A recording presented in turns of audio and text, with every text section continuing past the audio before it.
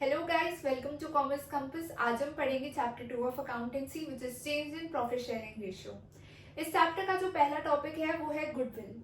Goodwill का मतलब क्या होता है? गुडविल एक इनटैंजिबल एसेट होता है एक फर्म के पास जो कि फर्म को हेल्प करता है to earn higher profits than the normal profit which any other firm earns in the same line of business. For example, अगर एक ओरियो की कंपनी है और कोई और लोकल बिस्किट कंपनी है, so Oreo company is earning 15,000 profit, whereas many local companies are earning 10,000 rupees as their normal profit. तो Oreo को जो एक्स्ट्रा 5,000 का एक्सेस प्रॉफिट हो रहा है that is because of its goodwill, कि उसका स्ट्रॉन्ग ब्रांड नेम है, वो अच्छी सर्विस कस्टमर्स को प्रोवाइड करता है, अच्छे क्वालिटी की प्रोडक्ट्स देता है, जिसकी वजह से कस्टमर सेटिस्फाई होकर वापस से उस स्टोर को विजिट करते हैं and it leads to repeated purchases and it has develop a strong goodwill over time. तो गुडविल एक इंटैंजिबल एसेट होती है which places an enterprise to an advantage that it can earn higher profits than the normal profits.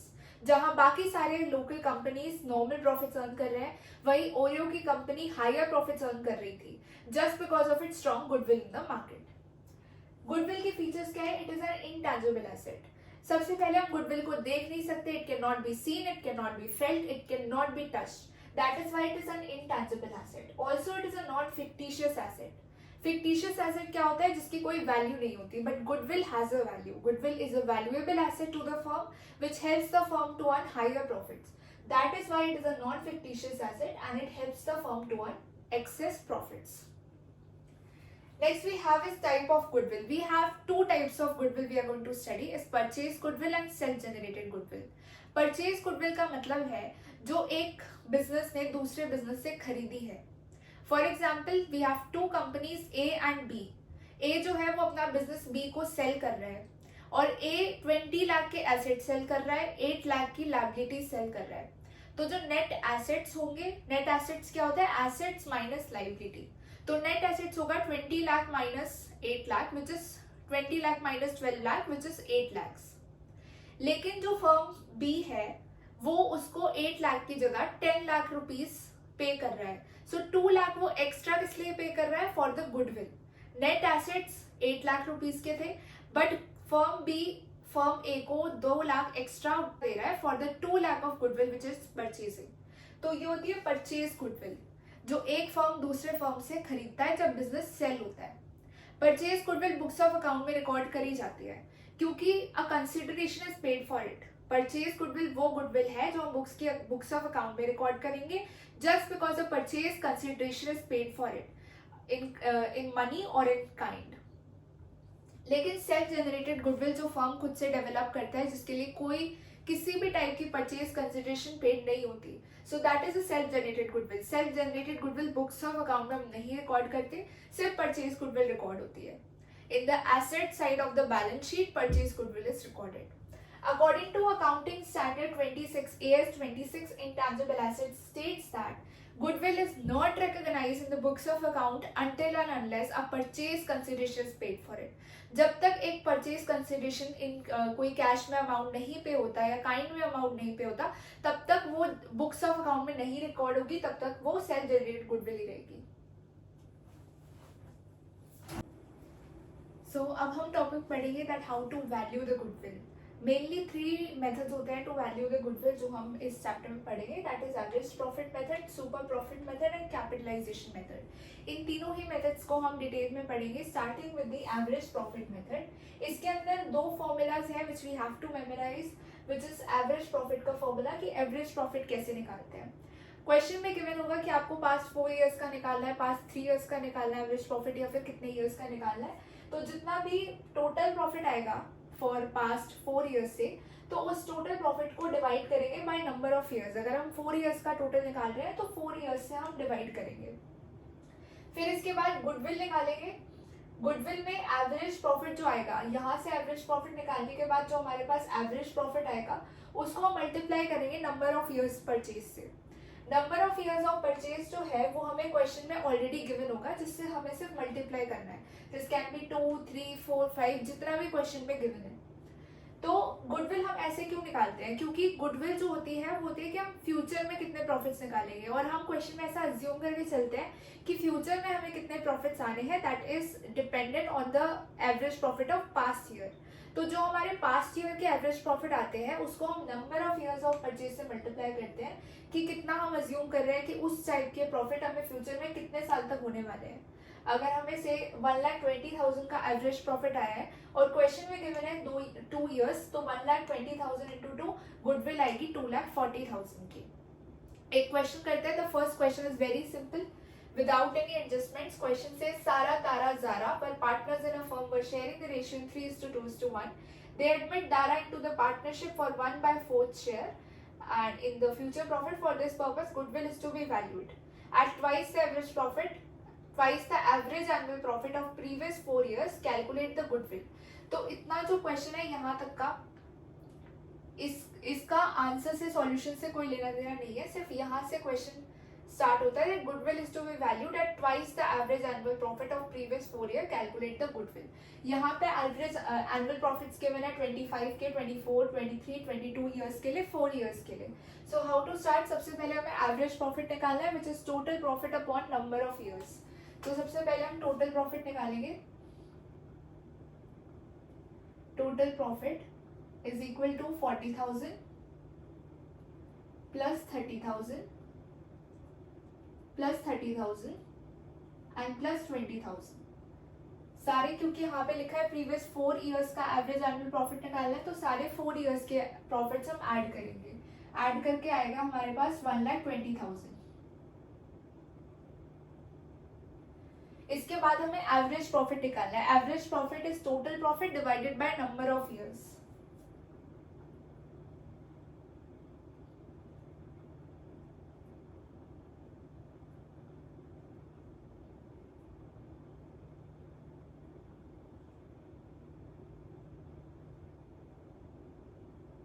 तो total profit है 1,20,000 का, and for how many years, it is 4 years. तो average profit आएगा 4 से 1,20,000 cut जाएगा at 30,000। So this is the average profit. So this is how we have to calculate the average profit. इसके बाद लिखा है for this purpose goodwill is valued at twice the average annual profit. मतलब जो average profit आया इसके twice, मतलब 2 years of purchase. Goodwill is average profit into number of years of purchase.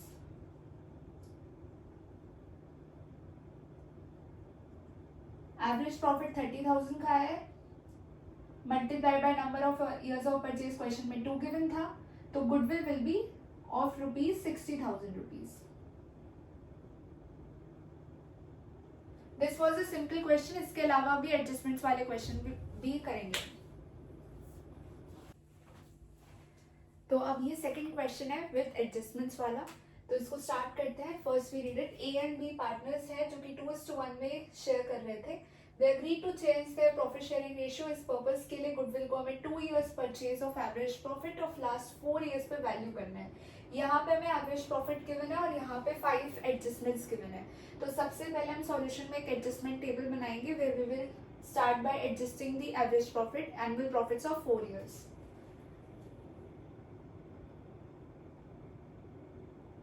We will write adjusted profits.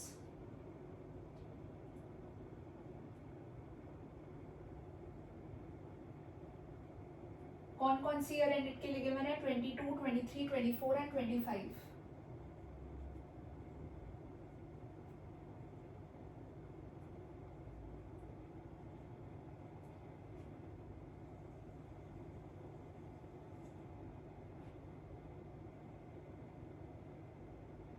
Profits लिखेंगे सबसे पहले 80,000, 1 lakh, 1,20,000 and 1,40,000।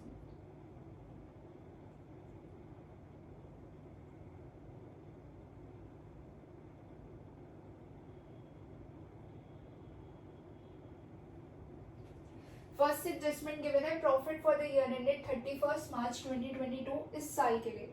ये वाला ईयर एंडेड 31 मार्च 2022 है. It was calculated after charging N abnormal loss of goods by fire 10,000. हमेशा याद रखना कि जब भी एबनॉर्मल लॉस होता है तो उसे हम उस ईयर में ऐड करते हैं, और जब भी एबनॉर्मल गेन होता है तो हम उस ईयर में सब्ट्रैक्ट करते हैं. यहाँ पे एबनॉर्मल लॉस है. एबनॉर्मल लॉस मतलब कि ऐसा लॉस जो कि रेकरिंग नहीं होता, जो कि सिर्फ उसी पर्टिकुलर ईयर में इनकर किया गया है और आगे वो नहीं इनकर किया जाएगा. तो ये एक एबनॉर्मल लॉस है, तो हम इसको ऐड बैक करेंगे क्योंकि इससे एबनॉर्मल लॉस ने अननेसेसरली प्रॉफिट को रिड्यूस कर देता है. Goods loss of goods by fire, आग हर साल नहीं लगती, सिर्फ उसी साल में लगी है, तो एक नॉन रेकरिंग एक्सपेंस है. एबनॉर्मल लॉस है तो उस साल में हम ऐड करेंगे. तो 22 ईयर एंडेड 22 में हम 10,000 को ऐड करेंगे.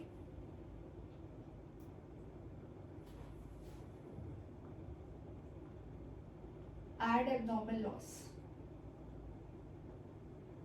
कितने का है? 10,000 का है. इसके बाद profit for the year ended 22-23, मतलब ईयर एंडेड 23 के लिए, यहाँ पे 22 से 23 का मतलब है इस साल के लिए, 23 के लिए एबनॉर्मल गेन है ऑन सेल ऑफ मशीनरी 20,000 का. अब हर साल कंपनी अपनी 20,000 की मशीनरी नहीं बेचेगी, तो वो सिर्फ उसी साल का नॉर्मल गेन है, इसलिए हम 20,000 को उस साल में से माइनस कर देंगे क्योंकि इसने अननेसेसरी प्रॉफिट को बढ़ा रखा होगा. तो 20,000 विल बी लेस.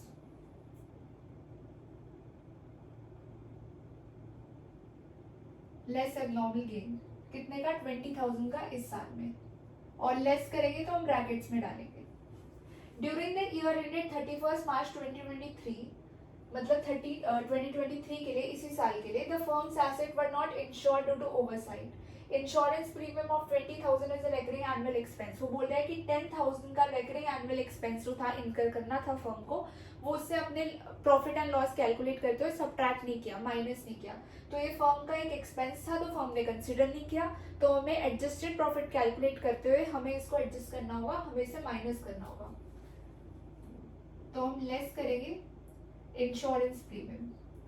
फर्म को इंश्योरेंस प्रीमियम भरना था बट वो उसने कंसिडर नहीं किया यहाँ पर, तो यहाँ पे insurance premium of 10,000 will be deducted.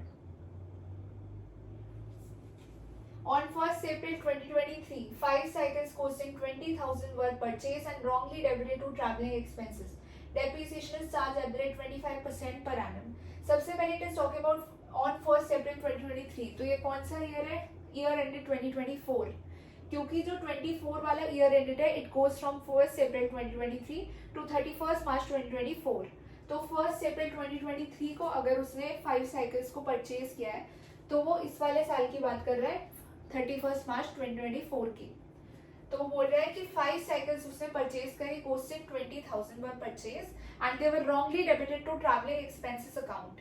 मतलब कि साइकिल्स परचेज करना एक कैपिटल एक्सपेंडिचर था, इससे उसके एसेट्स बन रहे थे, बट उसने इस कैपिटल एक्सपेंडिचर को रॉन्गली डेबिट किया ट्रैवलिंग एक्सपेंसेस अकाउंट में. ट्रैवलिंग एक्सपेंसेस जो है वो एक रिवेन्यू एक्सपेंडिचर है, तो उसने कैपिटल एक्सपेंडिचर को, अगर कोई एसेट परचेज होता है, जैसे साइकिल परचेज हो रही है, कंप्यूटर परचेज हो रहा है, तो वो एक कैपिटल एक्सपेंडिचर है, बट उसने इसको रॉन्गली डेबिट कर दिया ट्रैवलिंग एक्सपेंसेस में, या फिर रॉन्गली एक लॉस दिखा दिया, उसका लॉस था नहीं. तो हमें इसे ऐड बैक करना होगा क्योंकि इस जब उसने इसको लॉस दिखा दिया तो उसने अननेसेसरीली प्रॉफिट को रिड्यूस कर दिया होगा, तो हमें इसे ऐड बैक करना होगा. So will add capital expenditure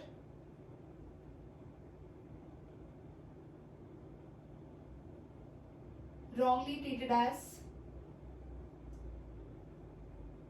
revenue expenditure.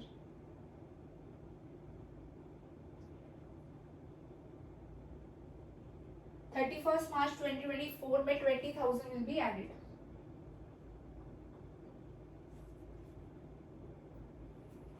Depreciation is charged at the rate 25% per annum. इसका मतलब है कि उसने उसको ट्रैवलिंग एक्सपेंसेस में दिखा दिया, 5 साइकिल्स को उसने एसेट दिखाया ही नहीं, और डेप्रिसिएशन हमेशा एसेट पे लगता है, तो ये जो 25% पर एनम का डेप्रिसिएशन है, we have to charge it. और उसने 1 अप्रैल 2023 में खरीदा, लेकिन इस पे डेप्रिसिएशन लगाना वो भूल गया, तो 2 साल के लिए डेप्रिसिएशन हम चार्ज करेंगे, ईयर एंडेड 24 के लिए और ईयर एंडेड 25 के लिए. 25% 20,000 पे होगा 5,000 रुपीज, तो 5,000 का डेप्रिसिएशन यहाँ पर भी चार्ज होगा और यहाँ पर भी चार्ज होगा. So we will less depreciation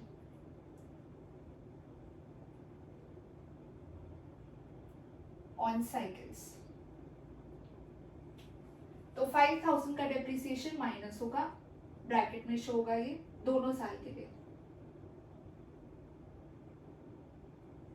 इसके बाद जो लास्ट एडजस्टमेंट है, that due to an accident in the factory on 15th October 2024 a machine was damaged and 20,000 was incurred on its repair on 15th October 2024। ये वाला जो साल है वो 1st April 2024 से 31st March 2025 तक चलेगा। So we are actually talking about this year when we are talking about this adjustment. A machine was damaged and 20,000 was incurred on its repair. इसकी रिपेयर पे 20,000 रुपए लगे थे, बट हमने इसको चार्ज नहीं किया, तभी एडजस्टमेंट पे एडजस्टमेंट में इसको लिखा हुआ है। तो हम यहाँ पे लेस करेंगे रिपेयर्स, एक्सपेंसेस ऑन रिपेयर्स।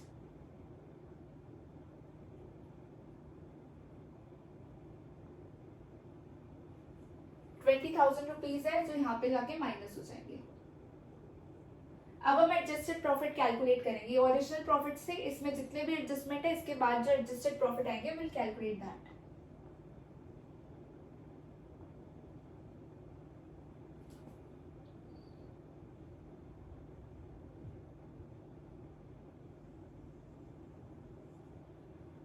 $80,000 में 10,000 प्लस होंगे 90,000। 1 लाख में से 20,000 और 10,000 जाएंगे, इट विल बी 70,000। 1,20,000 में 20,000 1,40,000 माइनस 5,000 भी 1,35,000 एंड 1,40,000 में से 5,000 जाएंगे 1,35,000 माइनस 20,000 विल बी 1,15,000। तो टोटल जो प्रॉफिट आएगा वो कितना आएगा। अब हमें एवरेज प्रॉफिट कैलकुलेट करना है। एवरेज प्रॉफिट के लिए firstly we calculate the total profit, और हम ओरिजिनल प्रॉफिट नहीं लेंगे, एडजस्टेड प्रॉफिट लेंगे। So it will be 2,35,000 40 50 2,50,000 3,40,000 and 4,10,000। 1,60,000 2,60,000 3,60,000 4,10,000 will be the total profit। Average profit calculate करने के लिए टोटल प्रॉफिट को नंबर ऑफ ईयर्स से हम डिवाइड करेंगे। We are talking about 4 years, तो हम 4,10,000 को 4 ईयर से डिवाइड करेंगे। Average profit will be 4,10,000 divided by 4, so it is 1,02,500। अब average profit we have calculated. Average profit के बाद हमें गुडविल कैलकुलेट करनी है, और यहाँ पे क्वेश्चन में गिवन था that goodwill is to be valued at 2 years purchase of the average profit of last 4 years। तो हमें 2 से मल्टीप्लाई करना है इसे for calculating the goodwill. It is average profit into number of years of purchase. So it will be 1,02,500 multiplied by 2, which is 2,05,000.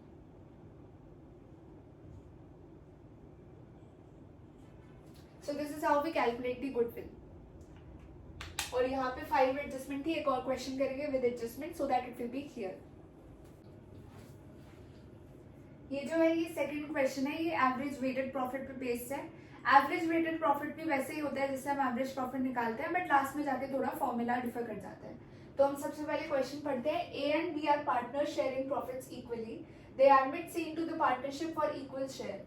Goodwill was agreed to be valued at 2 years purchase of average weighted profit. यहाँ पे average weighted profit लिखा है, 4 years का respectively given है। Weights assign to be 1 2 3 4, तो 22 23 24 25 years के लिए 70,000 1 lakh and 60,000 का लॉस गिवन है, ब्रैकेट में गिवन है 1,40,000 and firm adjustments are given. तो लेट्स सॉल्व द क्वेश्चन। सबसे पहले बनेगा जो टेबल हम बनाते थे, यहाँ पे लिखेंगे कैलकुलेशन ऑफ नॉर्मल प्रॉफिट।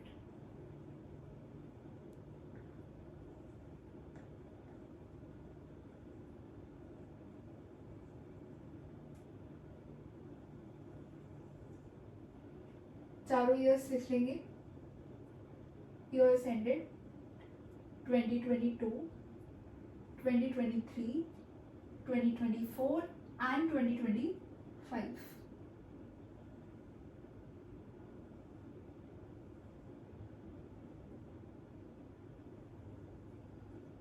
फिर जो प्रॉफिट्स वहां पे गिवन थे वो यहाँ पे लिख लेंगे। 70,000 1 लाख 60,000 का लॉस गिवन है तो ब्रैकेट में आएगा एंड 1,40,000। फिर एडजस्टमेंट गिवन है रिपेयर्स टू, अच्छा फर्स्ट एडजस्टमेंट है firm incurred loss on sale of computers of 20,000 during the year 22-23। तो ये जो ईयर एंडेड 2022-23 है, ईयर एंडेड 2023, उसमें गिवन है कि फर्म को लॉस हुआ था on sale of computers of 20,000। अब जितना भी हमारा लॉस होता है on sale of any type of asset वो हमारा एबनॉर्मल लॉस होता है। एबनॉर्मल लॉस होता है वो हमारे प्रॉफिट को अननेसेसरली कम कर देता है, तो उसको नॉर्मल प्रॉफिट बनाने के लिए हम एबनॉर्मल लॉस को ऐड करते हैं। और अगर वही एबनॉर्मल गेन गिवन होता है तो एबनॉर्मल गेन हमारे प्रॉफिट को अननेसेसरली बढ़ा देता है, तो उसको नॉर्मल प्रॉफिट में लाने के लिए हम उसको सब्ट्रैक्ट करते हैं।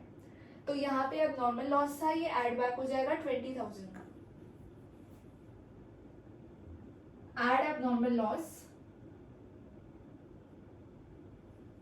इन द ईयर एंडेड 2023 20,000 का। सेकेंड एडजस्टमेंट गिवन है repairs to car of 50,000 was wrongly debited to vehicles account. अब जितने भी ऐसे टाइप के एक्सपेंसेस होते हैं, फर्म के नॉर्मल एक्सपेंसेस होते हैं, रेवेन्यू एक्सपेंडिचर जिन्हें कहते हैं, जैसे रिपेयर्स है, तो रिपेयर्स है 50,000 की, it was wrongly debited to vehicles account. Vehicles account एक एसेट अकाउंट है, इसका मतलब ये है कि हमने रेवेन्यू एक्सपेंडिचर को, जो रिपेयर्स टू कार था, उसको हमने व्हीकल्स अकाउंट में डाल के इसको कैपिटल एक्सपेंडिचर मान लिया। तो जब रेवेन्यू एक्सपेंडिचर हमारा कैपिटल एक्सपेंडिचर माना जाता है, इसका मतलब है कि एक लॉस था फर्म का, फर्म ने इसको लॉस नहीं दिखाया, फर्म ने इसको एक कैपिटल एक्सपेंडिचर दिखा दिया, तो उसने प्रॉफिट को जो कम करना था वो कम किया ही नहीं, हमने इसको डेबिट ही नहीं किया, तो इसके लिए हमें इसे सब्ट्रैक्ट करना पड़ेगा इन द ईयर एंडेड 2024, क्योंकि 1 अप्रैल 2023 ईयर 24 तक चलेगा, तो इस वाले साल में हम इसको माइनस करेंगे। Less revenue expenditure treated as capital expenditure।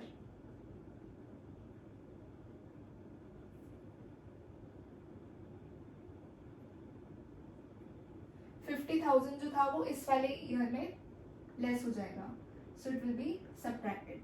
फिर वो बोला है डेप्रिसिएशन वो charge on vehicles at the rate 10% पर annum on written down value method.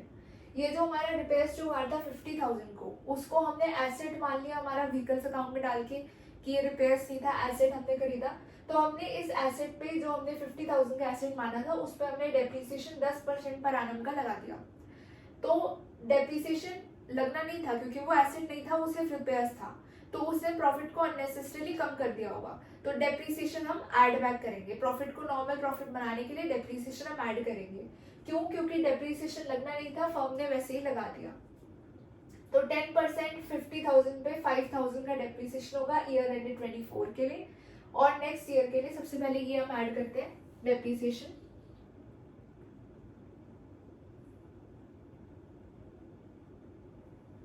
कितने का लगेगा? 10% 50,000 पे 5,000 का डेप्रिसिएशन ऐड हो जाएगा।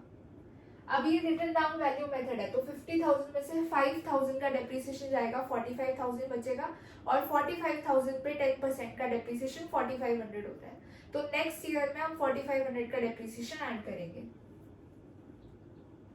ईयर एंडेड 2025 में 4,500 का डेप्रिसिएशन ऐड हो जाएगा। एक और चीज तो ध्यान में रखनी है, वो ये है कि डेट जिस पे हमने ये खरीदा है 1 अप्रैल 2023 को रिपेयर्स हुई थी, अगर वही अगर 1 जून को होती, 1 सितंबर में होती, तो हम उस हिसाब से उतने ही महीनों के लिए डेप्रिसिएशन चार्ज करते। फॉर एग्जांपल 1 अक्टूबर को किया होता है तो सिर्फ 6 महीने के लिए करते हैं और इसमें डेप्रिसिएशन 2,500 आता। अब ये 1 अप्रैल को लिया है तो 12 महीने के लिए डेप्रिसिएशन लगेगा। नेक्स्ट एडजस्टमेंट है during the year ended 31 March 2025 a machine was damaged in an accident and 30,000 was written off as in profit and loss account। तो मशीन डैमेज हुआ था, ये एक एबनॉर्मल लॉस था बिजनेस का, क्योंकि loss due to theft, loss due to fire, जितने भी इस टाइप के लॉसेस होते हैं वो एबनॉर्मल लॉस होते हैं, और फर्म ने गलती से इस एबनॉर्मल लॉस को प्रॉफिट एंड लॉस अकाउंट में डेबिट कर दिया, मतलब जो हमारा प्रॉफिट था वो अननेसेसरीली कम हो गया।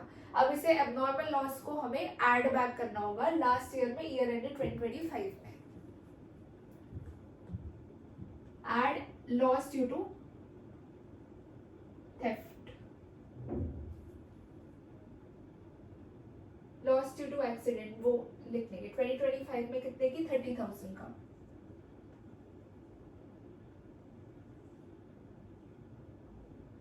इससे एडजस्टेड प्रॉफिट या फिर नॉर्मल प्रॉफिट आ जाएगा। यहाँ आएगा 70,000, यहाँ आएगा 1,20,000, यहाँ पे आएगा लॉस आएगा 1,05,000 का, क्योंकि -60 -50 -1,10,000 प्लस 5,000 विल बी -1,05,000, 1,40,000 1,74,500। अब यहाँ तक एवरेज प्रॉफिट मेथड में और वेटेड प्रॉफिट मेथड में दोनों में सेम था। फिर इसके बाद इस क्वेश्चन में लिखा है कि weights to be assigned are 1 2 3 4 respectively. इसका मतलब इस साल को 1 वेट असाइन होगा, इस साल को 2, इस साल को 3 और इस साल को 4 वेट असाइन होगा। तो यहाँ से जो क्वेश्चन है वो थोड़ा बदलेगा। तो हमें नॉर्मल प्रॉफिट में वेट्स लिखने हैं 1 2 3 4। अब इन वेट से नॉर्मल प्रॉफिट को हमें मल्टीप्लाई करना है, तो हमारा आएगा वेटेड प्रॉफिट। यहाँ पे आएगा 70,000, यहाँ पे आएगा 2,40,000, यहाँ पे आएगा लॉस 3,15,000 का, और यहाँ पर आएगा प्रॉफिट ऑफ 6,98,000, 6,98,000 का प्रॉफिट। फिर इसके बाद वेटेड एवरेज प्रॉफिट कैसे निकलता है, उसका फॉर्मूला है weighted average profit is equal to total weighted profit divide by sum of weights. जो एवरेज प्रॉफिट था उसका फॉर्मूला था total profit divided by total जितने भी ईयर्स हैं। यहाँ पे हमें टोटल वेटेड प्रॉफिट लेना है divided by sum of weights. तो टोटल वेटेड प्रॉफिट कितना होगा, 70,000 plus 2,40,000 3,10,000 minus 3,15,000 minus 5,000 plus 6,98,000 will be 6,93,000 divided by sum of weight. जो यहाँ पे हमने वेट असाइन करे हैं इससे डिवाइड करना है। 1 + 2 3 + 3 6 + 4 10, तो 10 से डिवाइड करेंगे तो आएगा 69,300। तो ये हमारा वेटेड एवरेज प्रॉफिट या एवरेज वेटेड प्रॉफिट। अब हमें गुडविल निकालनी है। गुडविल लिखा था that it was to be valued at 2 years purchase of average weighted profit. Average weighted profit आ गया, इसको हमें मल्टीप्लाई करना है 2 years से। तो गुडविल का फॉर्मूला होगा average weighted profit multiplied by number of years of purchase. Average weighted profit है 69,300 का, मल्टीप्लाई करेंगे 2 years से, तो इसका आंसर आएगा 1,38,600। ये जो है ये गुडविल है फर्म की। This is how we have to calculate the average profit method. इसके बाद अब एडजस्टमेंट सारी देख लेंगे एक बार ओवरव्यू, ताकि इट इज क्लियर। अब हमने जितनी भी एडजस्टमेंट्स पढ़ी है एवरेज प्रॉफिट मेथड में, हम एक बार उसको फिर से रिवाइज करते हैं। चीज जो पढ़ी है वो पढ़ी है एबनॉर्मल लॉस। एबनॉर्मल लॉस जैसे loss by fire, loss by theft या accident, loss on sale of fixed asset,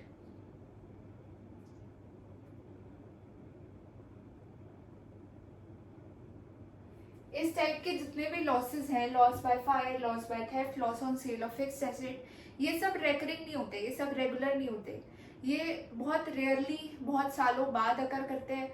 तो ये वाले जो एबनॉर्मल लॉसेस होते हैं ये रेयर होते हैं। ये बेवजह जो हमारा प्रॉफिट यहाँ था उसको वो कम कर देते हैं। तो इसको ठीक करने के लिए हमें नॉर्मल प्रॉफिट निकालने के लिए हम इनको ऐड करते हैं ताकि हमारा प्रॉफिट वैसा आए। ये ऐड होते हैं। सेकंड थे एबनॉर्मल गेन्स।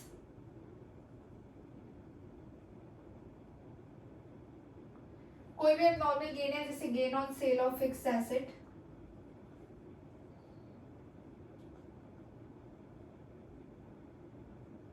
अब जो एक फर्म है वो अपने फिक्स एसेट हर साल नहीं बेचती, बहुत रेयर ऐसा होता है कि वो अपने फिक्स एसेट बेचती है, तो उस पर जो गेन होता है वो एक एबनॉर्मल गेन है, रेकरिंग नेचर का गेन नहीं है जो हम प्रॉफिट एंड लॉस अकाउंट के क्रेडिट साइड में लिखते हैं। तो इसलिए ये नॉर्मल प्रॉफिट को अननेसेसरीली बढ़ा देता है नॉर्मल गेन। तो इसलिए हमें इसको ठीक करने के लिए हम इसको सब्ट्रैक्ट करते हैं, लेस करते हैं। नेक्स्ट है कैपिटल एक्सपेंडिचर।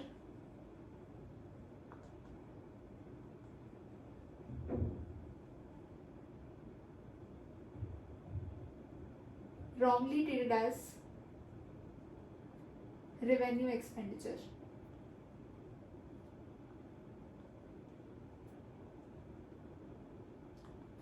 कोई कैपिटल एक्सपेंडिचर था जैसे कि एसेट को बाय करना या फिर उस टाइप का, वो होते हैं कैपिटल एक्सपेंडिचर, लेकिन हमने उसको रेवेन्यू एक्सपेंडिचर मान लिया। रेवेन्यू एक्सपेंडिचर जब हमने मान लिया तो हम उसको प्रॉफिट एंड लॉस अकाउंट की डेबिट साइड में लिखेंगे। तो इसका मतलब है कि जब हम प्रॉफिट निकाल रहे थे तो हमने एक कैपिटल एक्सपेंडिचर को रेवेन्यू एक्सपेंडिचर मान लिया। तो ये जो हमारा प्रॉफिट है वो अननेसेसरीली कम हो जाएगा। तो उसको ठीक करने के लिए हम इनको एड बैक करते हैं। और इस पे लगने वाला जो डेप्रिसिएशन होता है, जो हमने एसेट बाय करा है तो उस पे लगने वाला जो डेप्रिसिएशन है वो हमने लगाया ही नहीं, वो हमने कम नहीं करा, क्योंकि हमने इसको रेवेन्यू एक्सपेंडिचर मान लिया। तो इस पे जो डेप्रिसिएशन लगने वाला था हमने उसको माइनस नहीं किया, तो हम डेप्रिसिएशन को सब्ट्रैक्ट करते हैं, लेस करते हैं। फोर्थ है रेवेन्यू एक्सपेंडिचर।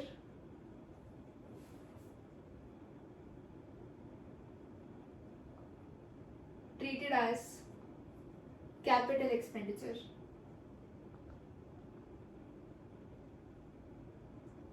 कोई रेवेन्यू एक्सपेंडिचर था जैसे कोई रिपेयर्स थी, परचेजेस थे, रिपेयर्स, परचेजेस, ये सब रेगुलर नेचर के एक्सपेंसेस थे। इनको हमें प्रॉफिट एंड लॉस अकाउंट की डेबिट साइड में रिकॉर्ड करना था, बट हमने इसको गलती से कैपिटल एक्सपेंडिचर मान लिया, गलती से हमने इसको एसेट मान लिया।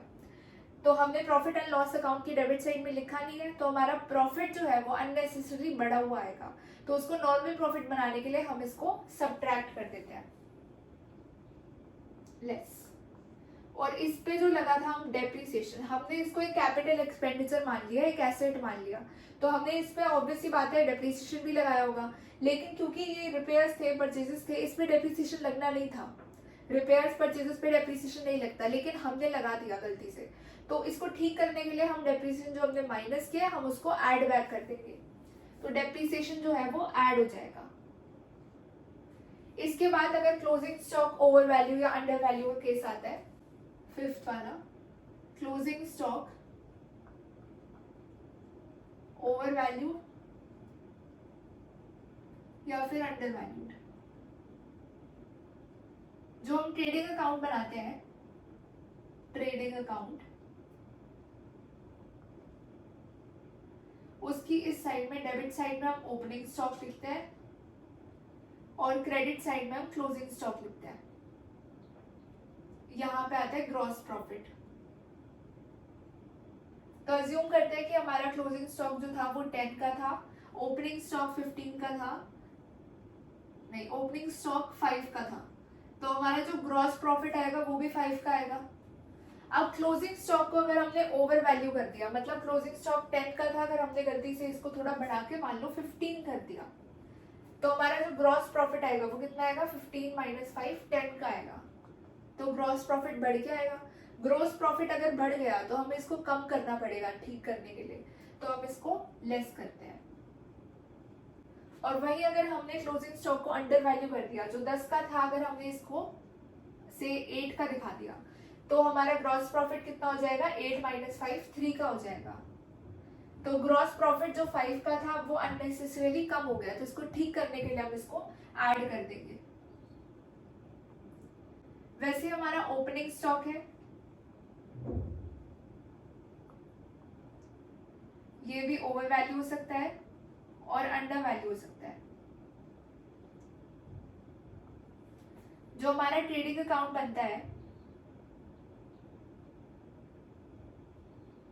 उसमें यहाँ पे अगेन क्लोजिंग स्टॉक लेंगे 10 का, ओपनिंग स्टॉक लेंगे 5 का, तो यहाँ पे प्रॉफिट जो ग्रॉस प्रॉफिट बचेगा वो बचेगा 5 का।